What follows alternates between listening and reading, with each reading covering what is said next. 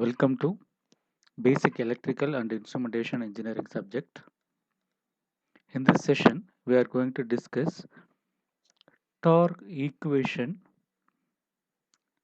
and equivalent circuit of three-phase induction motor.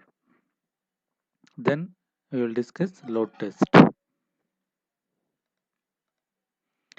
Before going to the derivation of torque of three-phase induction motor, we need to know some basics of slip. That means effect of slip on rotor parameters. Right? First one, effect of magnitude of rotor induced EMF. We know E2 equal to rotor induced EMF per phase on standstill condition. So the U2 is directly proportional to stator speed NS. And E2R means rotor induced EMF per phase in running condition.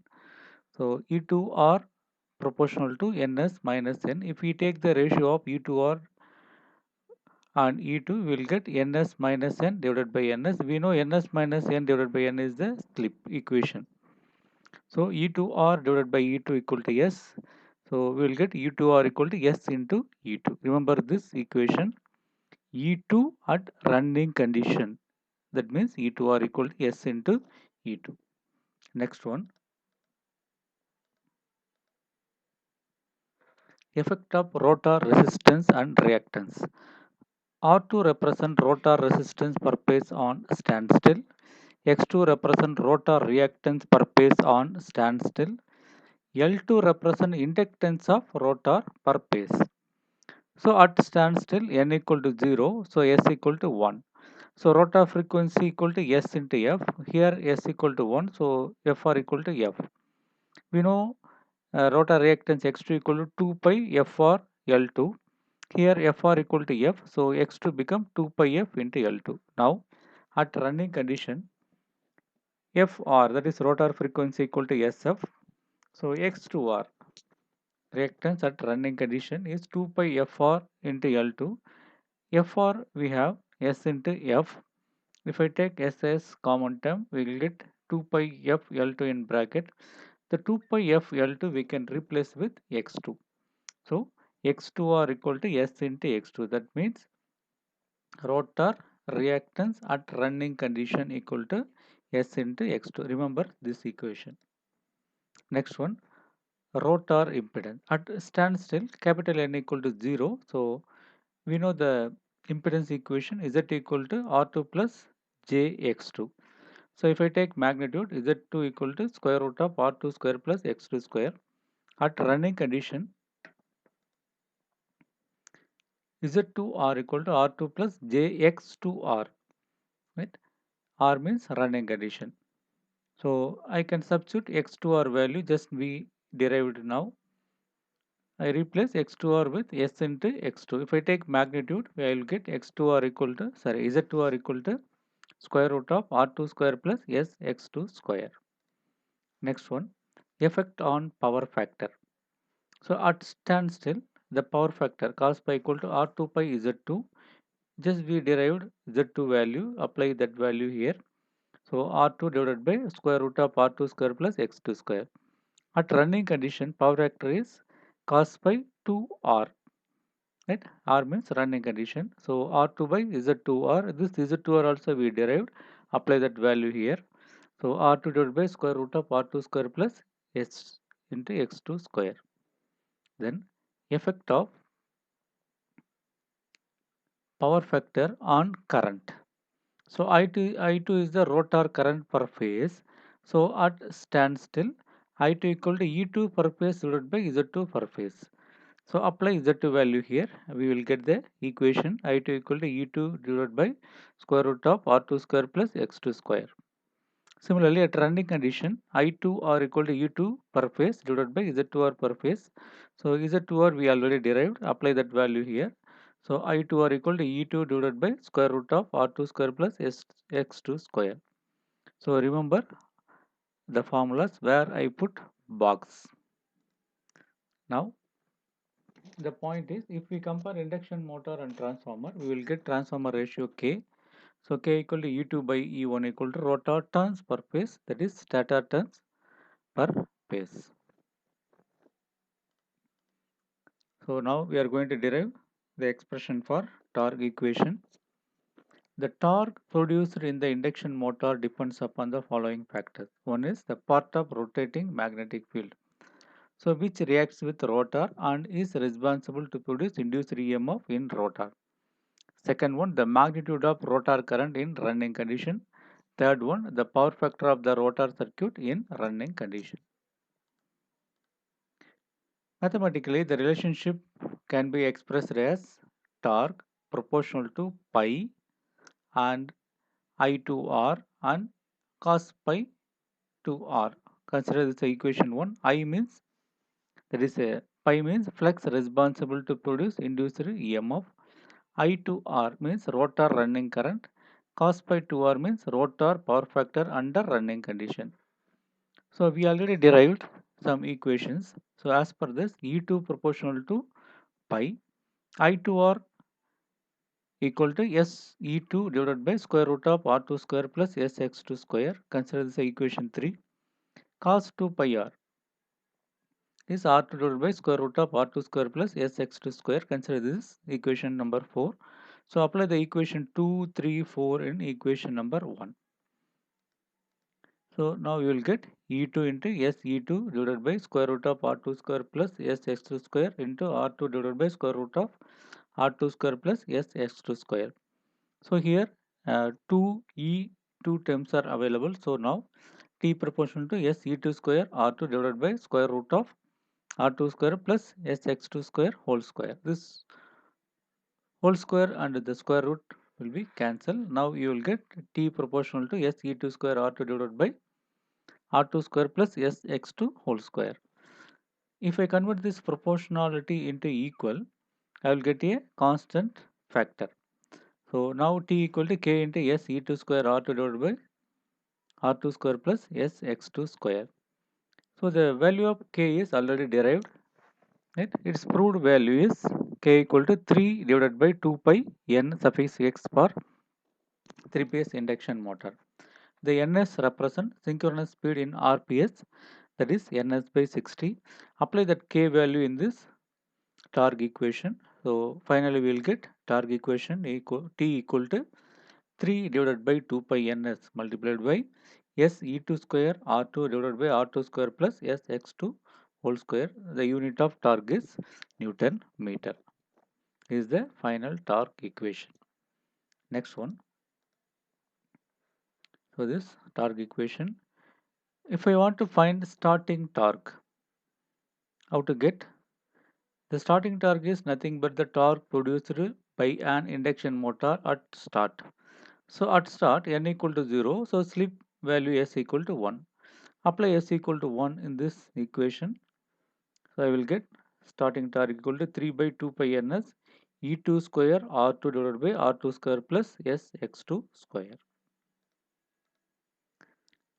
This question asked in an university question paper 2 mark. What is the effect of supply voltage on torque?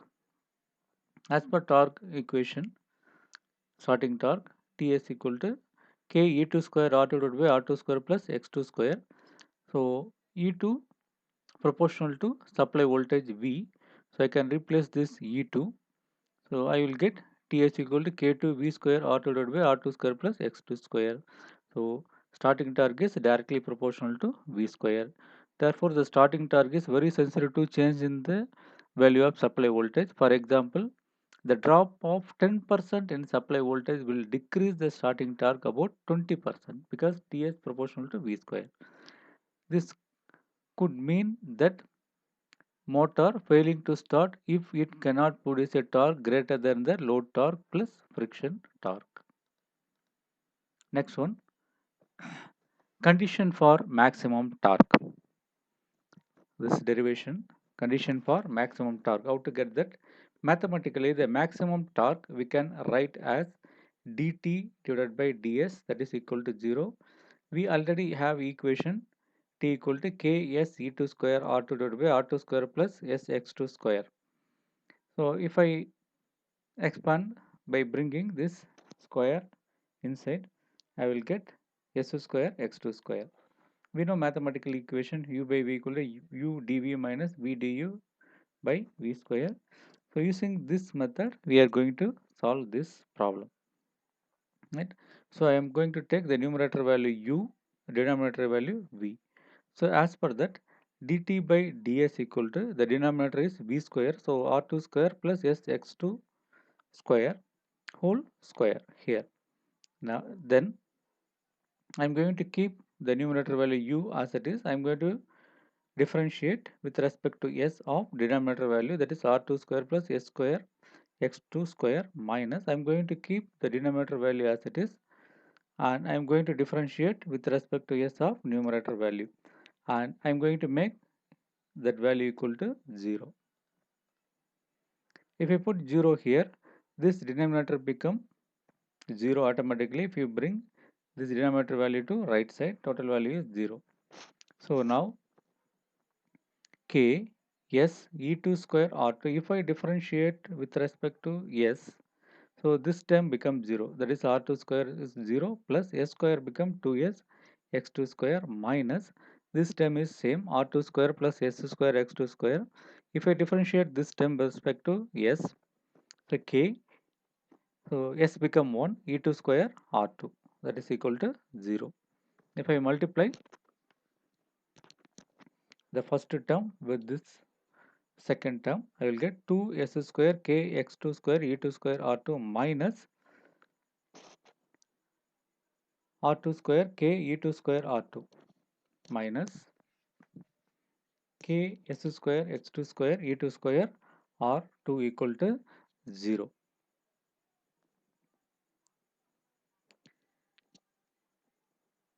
Right? Now here two terms of this term and here one part. So 2 minus 1 is 1. So k s square x2 square e2 square r2 minus r2 square k e2 square r2 equal to 0. In both term k and e2 square present, so I am taking as common term.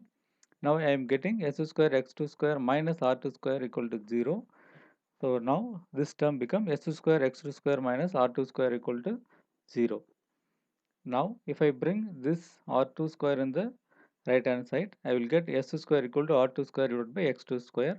So s equal to r2 divided by x2. So that is the slip at which the torque is maximum, and it defined as Sm, slip maximum, Sm equal to R2 by X2. Sometimes in the 2 mark question they will ask what is the value of slip at torque is maximum. Remember this. And next one, uh, take this as assignment question. You need to derive the relation between full load torque and maximum torque, and starting torque and maximum torque. The ratio of full load torque to maximum torque, the ratio of starting torque to maximum torque, you need to derive these expressions. Here A means maximum slip, Sm equal to R2 by X2. You should derive this as assignment question. Now based on this expression, we are going to solve a problem. A 24-volt 50 Hz star connected induction motor has rotor resistance of 0.016 ohm per phase and rotor resistance of 0.265 ohm per phase at standstill. It is achieving its full load torque at a speed of 247 rpm. Now calculate the ratio of full load torque to maximum torque, and second one starting torque to maximum torque. Here number of poles given 24, frequency given 50, it is star connected. Total resistance given, that is 0.016 ohm per phase, and rotor, I think reactance, rotor reactance of 0.265, maybe here mistake, at least actually it is reactance 0.265 ohm per phase at standstill. And they are asking to calculate full load torque to maximum torque and starting torque to maximum torque. So the values given, P equal to 24, F equal to 50, R2 equal to 0.016 ohm per phase, X2 is 0.265 ohm per phase. Please read that data as reactance per phase equal to 0.265 ohm in the question itself. So the question, we need to calculate the ratio of full load torque to maximum torque and starting torque to maximum torque ratio. To solve this, we need full load slip value and NS value. You know the NS value formula 120 F by P. F value given, P value given, apply that value, you will get 250 RPM. And full load slip SF equal to NS minus NR divided by NS. NS value just be calculated 250 and NR value given in the question itself, that is 247. So 250 minus 247 divided by 250 become 0.012.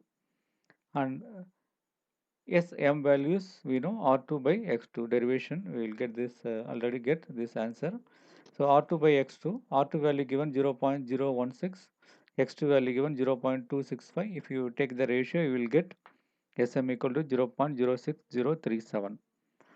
Now we need to calculate full load torque divided by maximum torque. We know the equation 2A SF square divided by A square plus SF square. Apply A equal to SM. So now 2SM into SF square by SM square plus SF square. So 2 SM value we calculated, apply that value, and SF also we derived, apply that values. If you calculated using calculator, you will get 0.3824. Similarly, second one, T start, that is starting torque divided by maximum torque formula is 2A divided by A square plus 1. So apply A equal to SM, you will get 2 SM divided by SM square plus 1. Apply SM value 0.06037. We will get the answer 0.1203.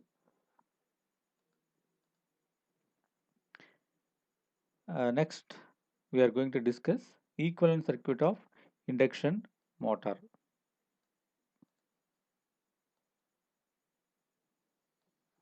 This is very important question, equivalent circuit of induction motor.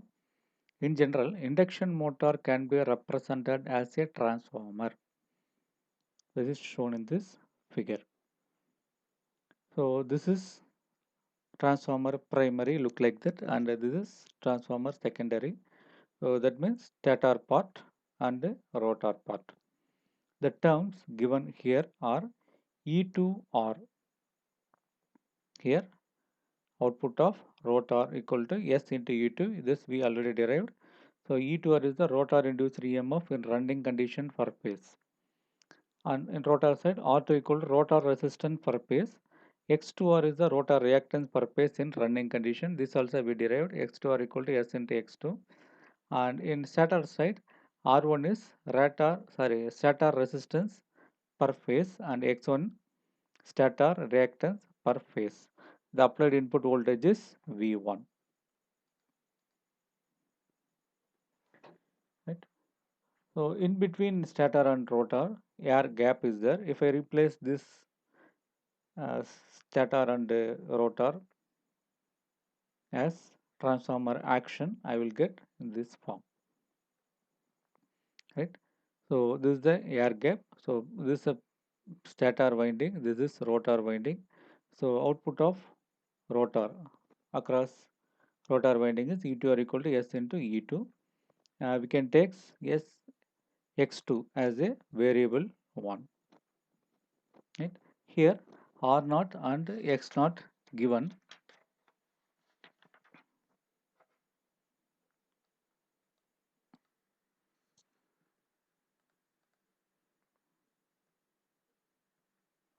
This R0 is the component of supplying core loss. So component of supplying core loss represented as equivalent circuit R0, and X0 represent the component used to produce current or flux between stator and rotor. In this air gap, the component used to produce flux between stator and rotor, that is represented as X0. The current flowing through R0 is IC and current flowing through X0 is IM. IM is the magnetizing component, right? and IW or IC is the working component. Now this derivation we already derived. I2R equal to rotor current in running condition, that is E2R divided by Z2R. E2R we know S into E2, Z2R value also we derived R2 square plus SX square. Right? Now if I divide slip S value in the numerator and denominator, I can get E2 divided by square root of R2 by S square plus SX2 square. This R2 divided by S, I can write it as R2 plus R2 divided by S minus R2. So anyway, this R2 and R2 cancel, I will get the same one. There is no changes in the expression. Just I write in this format. In this both term, R2 is common. If I take R2 as common term, 1 by S minus 1. So if I bring this S in the numerator, R2 plus R2 into 1 minus S by S. So in this equivalent circuit, I am going to replace this R2S by this value. Right? So this is the rotor equivalent circuit. So I replace this SX2 as 1 is R2 plus R2 into 1 minus S by S, that I can take it as R2. That is given here. The variable rotor resistance R2 base as two parts. One is rotor resistance R2 itself, which represent copper loss, and second one R2 into 1 minus S by S, which represent load resistance RL. So it is electrical equivalent of mechanical load on motor. Right? This is the original circuit. So this SX2 I replaced with that electrical equivalent of mechanical load. Now I want to remove this area, air gap. There is stator winding and rotor winding by giving the expression x2 dash r2 dash and here also r2 dash. So how to get this expression? See here,